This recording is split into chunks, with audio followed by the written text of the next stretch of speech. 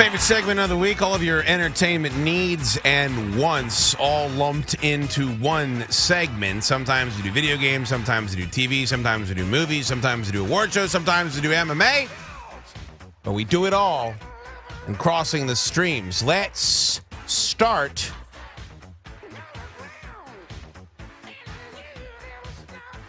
with the Oscars. The Oscars. There it is. Joining us to discuss said award show, Brian Salisbury, co-founder of oneofus.net, co-host of Junk Food Cinema on Film School Rejects, and writer for Fandango. Brian, great to have you back on the show, buddy. How are you? Very good, sir. Always a pleasure. Always a pleasure for me as well. All right, couple of standard questions I have for you here. I was looking on the cover of EW, and it said, "The Selma Snub. What really happened?" I understand there are some great performances turned in, and it was a very engaging topic, but is this movie really being snubbed by the Academy, in your opinion? Well, it's hard to say. The thing you got to remember about the Academy is it is predominantly older white guys that compose most of its membership. So I think, not just with this movie, but in years past, that's caused some controversy as to their true motives for nominating this movie or not nominating that film. I think overall it is a little suspicious. I think that at least David Oyelowo wasn't nominated for his performance as Martin Luther King. I mean, that was, in my opinion, one of the best performances of the year. Okay, well conversely, then let me ask you about American Sniper, which has been very controversial and caused lots of people on the other side to kind of inject their politics in it. I realize that Clint Eastwood has a very good reputation with the Academy, but is this a film that you could consider to be on the rise? No, I consider this to be Clint Eastwood marching valiantly back to mediocre. I mean, he's made so many subpar movies over the last few years that, finally he does something competent and we want to throw gold at him. I think it's a little bit silly. I don't think it's a bad film at all. I think to name it as one of the best films of the year is to kind of reward somebody who has just gotten back to par. It's interesting. So it's a situation where maybe if that wasn't the name attached to that film, then perhaps it wouldn't be causing the stir that it has been? I think that's entirely true, yes. Okay, interesting. Give me the chances that Michael Keaton, who is a guy that's been in a lot of mainstream movies, a guy that's been in a lot of family movies, a guy that's been around a while, gets the nomination for Best Actor. I've heard nothing but high praise for Birdman. I can't wait to see it. What are his chances in what looks to be a pretty stacked Best Actor category? I think he turned in an amazing performance in Birdman, playing sort of a meta version of himself and a very layered, complex character. And I think additionally, Steve Carell and Benedict Cumberbatch have really wowed people this year. But as much love as the Academy seems to have for Theory of Everything, which is a very I believe the term one of my colleagues used was grandma-pleasing movie. I think it's going to be Eddie Redmayne that takes that category, which is unfortunate because I think any of the other people mentioned would probably be the better candidate. I've heard a lot of people upset that Foxcatcher did not get a Best Picture nod. Did you think it was worthy of such? Well, yeah. I mean, especially since when you think about the fact that they can nominate up to 10 movies for Best Picture. And they didn't, right. And instead of nominating what is clearly one of the best pictures of the year, they just left two slots blank. I mean, that's insulting. It is, and it doesn't make any sense, and I haven't heard anybody kind of explain why they haven't done that. Looking at performance by an actor in supporting role, I don't know if you're with me on this. J.K. Simmons has been a guy that I have loved in absolutely everything that he has done. I haven't seen Whiplash yet, but if he's a bit character, if he has a cameo, there's a movie called Burn After Reading where he makes me slap my knee. He's so funny in it. I just love seeing him nominated. What are his chances of winning? Well, I think if you're a big J.K. Simmons fan, you're going to be happy this year because he is going to win this in a walk. This should be called the J.K. Simmons Award this year. All right, good. Well, I look forward to that. How can people, I assume you're talking about some of this stuff on Junk Food Cinema. How can people check it out? Junk Food Cinema is a podcast every Tuesday on Film School Rejects. You can go over there and check it out. I've also started doing movie reviews for a website called flickchart.com, so check that out as well. And it's at Bry Guy Salisbury. I'm sure you link all your stuff on your Twitter, yes? I do indeed. And just one more thing I want to say. I still think it's ridiculous that the Lego movie wasn't nominated for Best Animated Feature. Well, you've been beating the drum for that Lego movie ever since I started having you on this show. It puts all the pieces together, man. It should have been nominated for Best Animated Film. I might just watch it because you're so high on that flick. Thanks, Brian. I appreciate it, bud. Thank you, sir. There he goes. All right, enough of the fancy movies. Let's go down to the direct that we all like to watch in the theaters. Movies. My buddy Andrew Dice, of course, that's no commentary on his ability to review a film. Editor of ScreenRant.com on the Mitsubishi Electric Heating Hotline to talk about everything going on in movies. Skinny. First of all, Andrew, I went this week and I wanted to see American Sniper, and it was sold out. Then I wanted to see Whiplash, and I couldn't find it anywhere. I settled on Taken 3. I love Taken 1. I loved it. I love throat chops. Yeah. I love Liam Neeson kicking ass. I'm not going to apologize for that. If that was all that this movie was, it was just him whomping guys in the head, I would have probably really enjoyed it. But I left feeling sorry for Millionaires and Forrest Whitaker and Liam Neeson, two actors I really enjoyed, that they agreed to be in that movie, and then that it went to print. What the hell happened there, and how did that thing get into the theater? It was terrible. Yeah, you know what? If this was all some huge scheme to make Taken 2 seem even better, it worked. But, man, yeah, you know what? It almost felt like a sequel to Nonstop more than Taken, when he's busting out his phone and reading his text and angrily grumbling bagels. I couldn't understand what this movie was, but I don't know. I hope this is it, but, man, I don't know. People will still keep going. You and I both know that.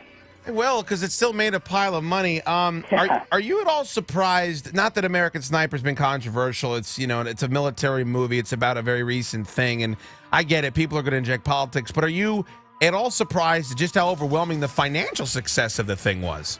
Yeah, I think you know what. That's probably going to be the story of this year. Is exactly what the heck happened to make this thing so huge? Because there are war movies, that come out usually once a year.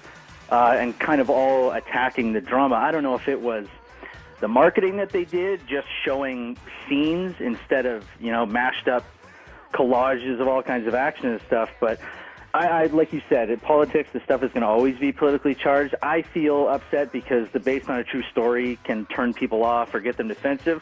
But the real story of the movie is Bradley Cooper, probably his best performance I've ever seen. And I would hate to see that get, crushed in the tidal wave of the politics of the war and everything, because he kills it. Yeah, and everybody, his family, everybody, Chris Kyle, everybody seems to think that he just did a tremendous job kind of capturing that dude, and that's why it's probably worth seeing no matter what your politics are.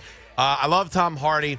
I don't know what DC is doing. I want to give them the benefit of the doubt. I just have a hard time believing they're going to pull off what they're trying to pull off here, especially with the saturation of comic book movies. Tom Hardy pulls out of Suicide Squad. Not a huge deal. There's still some great names attached to it, but I think Tom Hardy makes everything he's in better. What does that mean for that film franchise, and are you bullish or bearish on what DC's trying to pull off?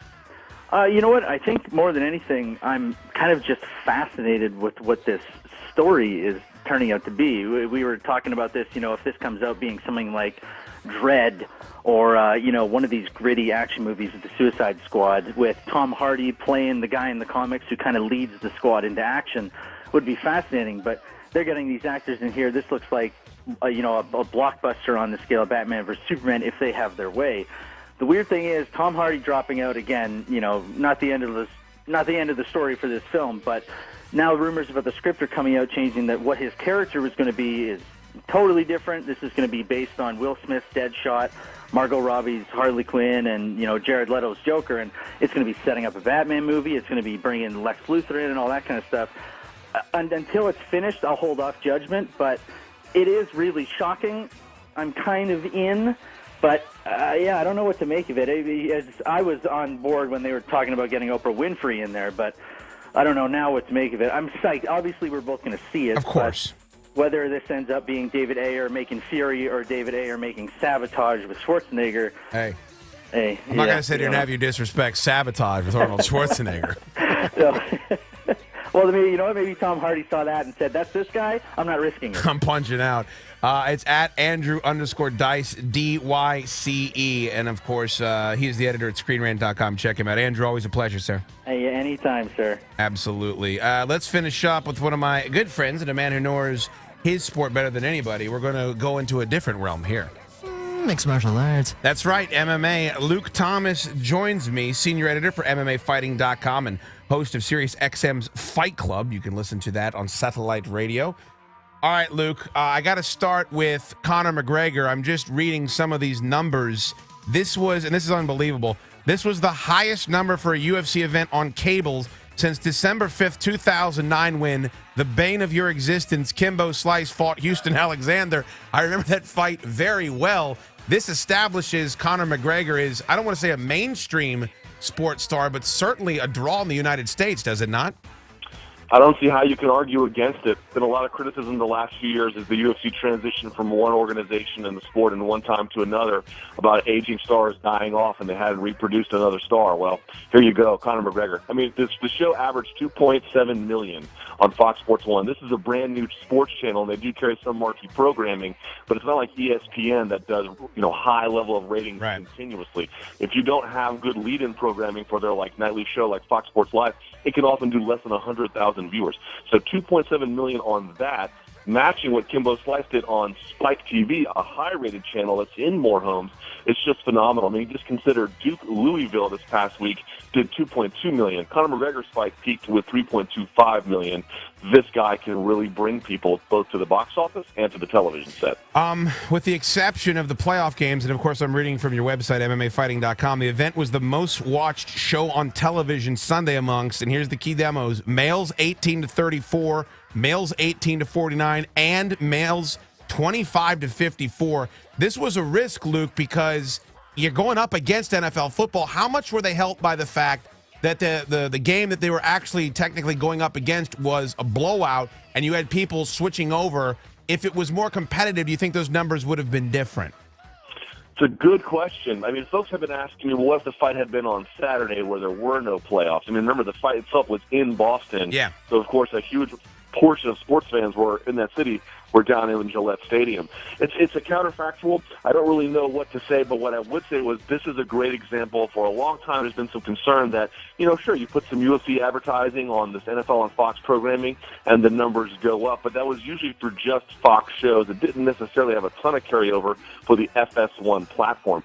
This is a monster tidal wave of everything converging on the Fox Sports 1 platform. So, blowout or not, it's hard to say, but what I can say is the Fox universe was able to retain viewers in the Fox ecosystem, and maybe that doesn't mean so much to the average person, but I guarantee you the Fox execs are very happy about that. Yeah, and you're being kind. Fox Sports 1, I mean, I've seen the numbers for their flagship shows. They are terrible. This is an enormous win for them.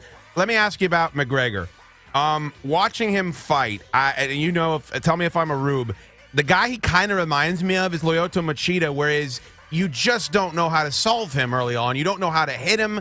He moves weirdly. If you've watched a lot of MMA, you don't think that what he's going to do is going to work, but he's just so evasive and he's so non-conventional.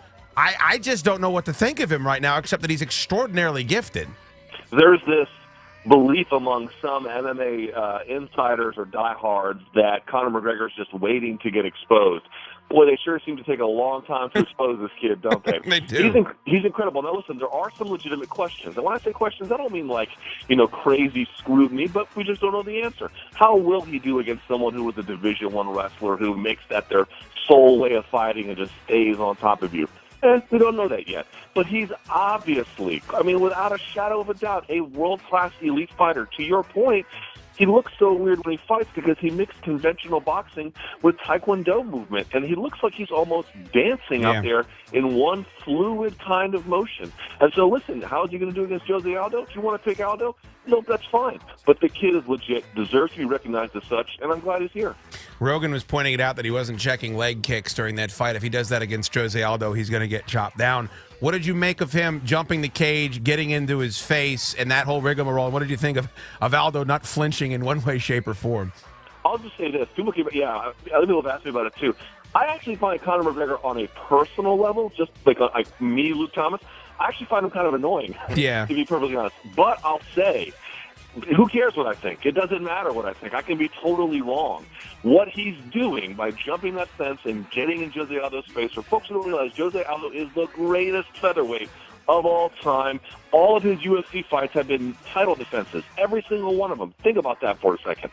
He is the greatest guy ever in that weight class, and finally we have somebody who can challenge him, at least from the public perception standpoint.